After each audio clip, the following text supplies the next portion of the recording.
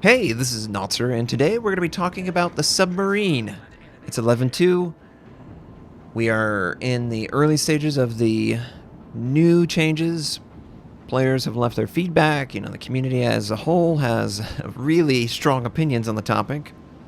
I'm going to showcase this game, talk about things that I would like to see changed about the class, and talk about things that I like that was changed about the class.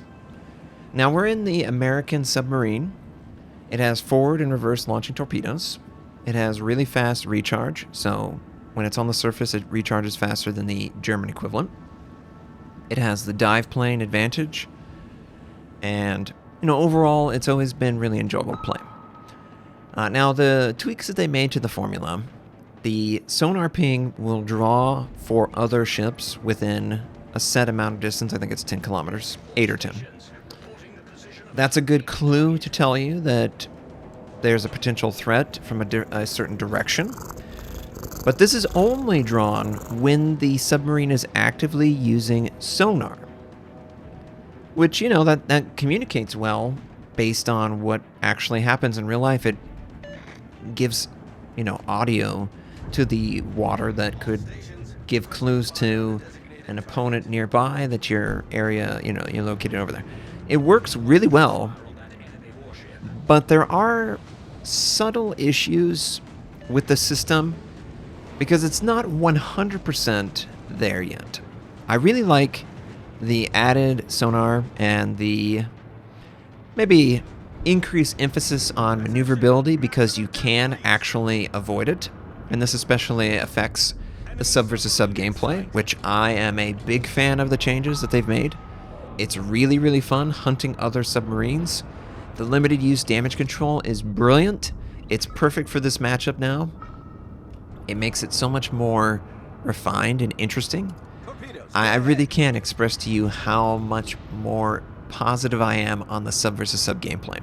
It just is so much more interesting and back and forth and actively dodging the sonar ping and then weighing your options. Do you want to use your damage control? Do you want to hold on to it and potentially attempt to dodge? With the knowledge that the homing effect, every single ship class in the game has a set distance where the home will automatically deactivate. The larger the ship, the greater the distance that the torpedo will deactivate its home. And that obviously works in sub versus sub. So you can balance whether you need to use damage control or whether you can actively dodge, and the same rules would apply to the surface ship. If you're broadside, you probably need to consider using damage control. If you are parallel in some way to the sonar ping or the course of the torpedoes, you can just slide out of the way when they enter into the no home distance to your ship. This is something that needs to be displayed in the game for everyone to understand. There needs to be some warning or reminder or tip that is telling every single player, try to avoid the homing effect by angling your ship, not just using DCP. So I would really like something like that because I do think that the homing, the limited use damage control, all of that works really well. The sonar ping announcing the location. I don't have any problem now with the way the homing works, the way the sonar works, and the way that the damage control works. My problem really lies with two major aspects of the sub gameplay. First, I don't think that the ship-launched depth charges do enough damage to targets, especially follow-up depth charge. If a DD is successful and sails right on top of someone, that DD absolutely should be rewarded with potentially killing that submarine because he's allowed him into such a vulnerable position that he's able to land 6, 8, 16 depth charges. That should be enough to kill him. No matter what the submarine does, in that very tiny window, he has failed completely.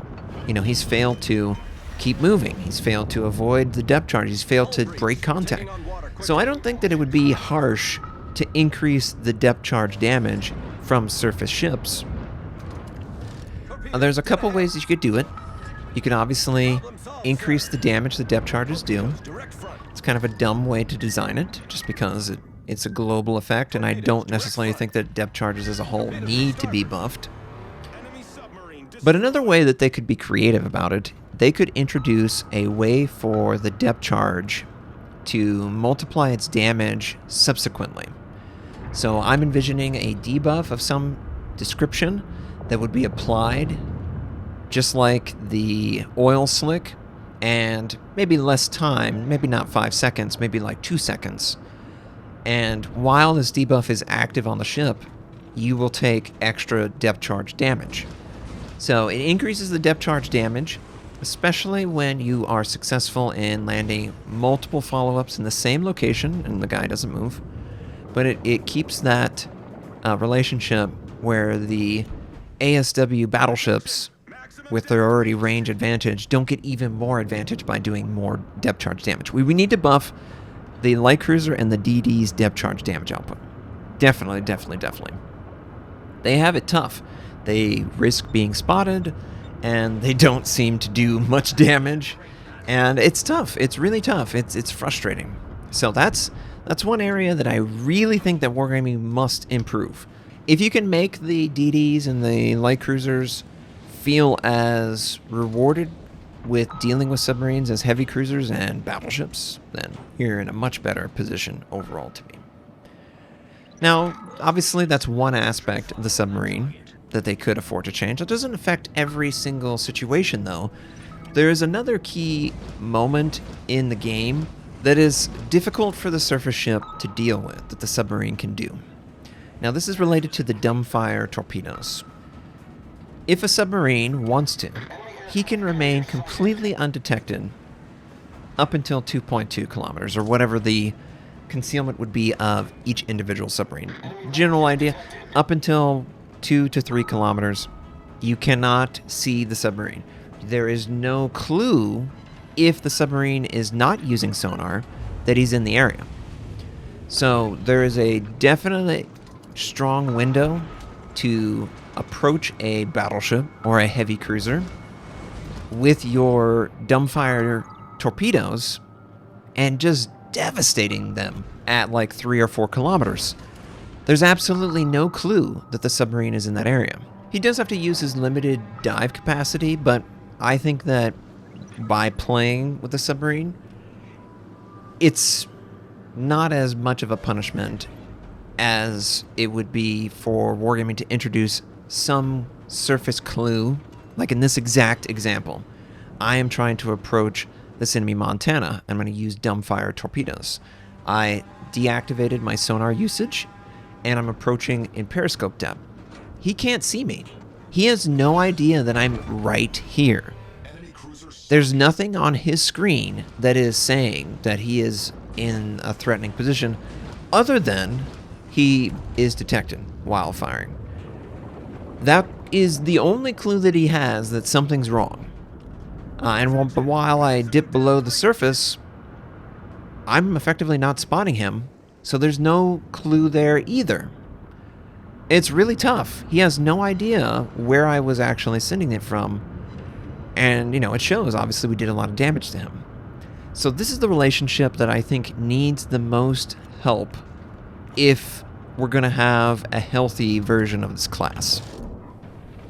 And I think the best possible thing that Wargaming could implement to fix this relationship right here is some way for the surface ship to get a clue of acoustic location. Maybe within 6 kilometers of your ship, there is some type of acoustic clue that is generally pointing in a general area, and based on the submarine's running speed, if he's running at half or below, this effect won't be drawn for that surface ship. But if I were to approach, just as I did in this example, at full speed, the Montana would get some sort of radiolocation indicator that, yes, indeed, there is something threatening in this general area. We don't know exactly what it is. That's the other twist that I would potentially consider adding. If Wargaming felt like that was giving too much information, then they could also consider maybe introducing acoustic anomalies that may or may not occur. Based on the player's intuition, he may say, oh, that's nothing. That's that's bad data. But it would recreate that sort of surface or the hunting aspect of sonar, and it would give the surface ship some counter. And I can already hear someone commenting, but Notser surface ships don't have this kind of equipment. Submarines are actually the ones. I understand that, but clearly the Montana is very frustrated. He's quitting at this point. There's nothing he could do in that situation. So it would definitely be a little bit more gamey by introducing this to, pretty much every ship in the game in one way or another. But I think it would make it such a more healthy design. It would bring back this idea that submarines actually have a disadvantage underwater, but they still have a clear advantage on detection. So it would be a risk versus reward. Getting close to the target slowly. Are you going to actually get an attack on him? As it stands, this is more of a tier 10, maybe tier 8 strategy that's much easier to employ. Tier 6, and I don't even think tier 6 has dumbfire, but tier 8 is kind of, It's something that not every submarine line has to deal with, but it is something that I think there's enough of an issue at tier 10 that it needs to maybe evolve a little bit more so that isn't such an issue. Chat, I would love for you guys in the comments to leave what you think about either suggestions with regard to submarines. I personally love the sub versus sub now. Very fun. I love hunting enemy FDRs. I really enjoy the active back and forth of the sonar, and I like the limited use. I like the hydrophone. I really like a lot of the changes. They refine them just right to make them, more compelling from a strategic standpoint, because I have to consider my options. I can't just blindly activate DCP all the time on every sonar. I have to weigh it on whether I'm close enough. Am I going to be detected? Is it a big deal? Can I, dodge itself? I love it. I love those changes. I really am a big fan of a lot of the changes they made. But they can always improve and make it feel more real and more fair. I don't want this to be a CV situation where certain ships go too long without being addressed. DDs with attack rockets, just way too effective in that matchup. We went, a year, 2 years with them changing it and finally removing that egregiously strong combo, spot and attack. Now, the attack rocket change, I like the attack rockets now for like a detection tool. But there's still so many issues with the carrier, and the fighter consumable is not very good. It's hard for the surface ships to ever drop off detection, and it's just a constant struggle, and they can just throw everything, the kitchen sink included, at the ship and not have to deal with it, right? So clearly, they could so easily make these guys too effective. But I do think that a lot of the effectiveness of the submarine comes from the lack of surface level information. And yeah, it might have been easier to access for radio location, for example, but it's so easy to access the maximum depth, which denies that information. It also denies it from hydroacoustic as well. Two of the tools that would normally have been used to try and home in on the target, they just aren't offered as a real option at this point because of the slight tweaks to the system. But yeah, the submarines overall have come a long way. I think that they are definitely on the right track, but I want them to continue. I don't think that they're done. I think that they're very close to being done, but I would say they're like 85 to 90%. This last little 10% comes from the adjustments that I've talked about. Curious to hear what your comments are on this. What would you like to see done to them outside of remove them from the game? Because that's not going to happen. They've invested too many millions of dollars in designing them so that they fit in the game for it to be an option. So we need better feedback than remove them from the game. I get that you're frustrated. But it's just not going to happen. At least not right now. Maybe if it was like so horrible that every single game was made worse.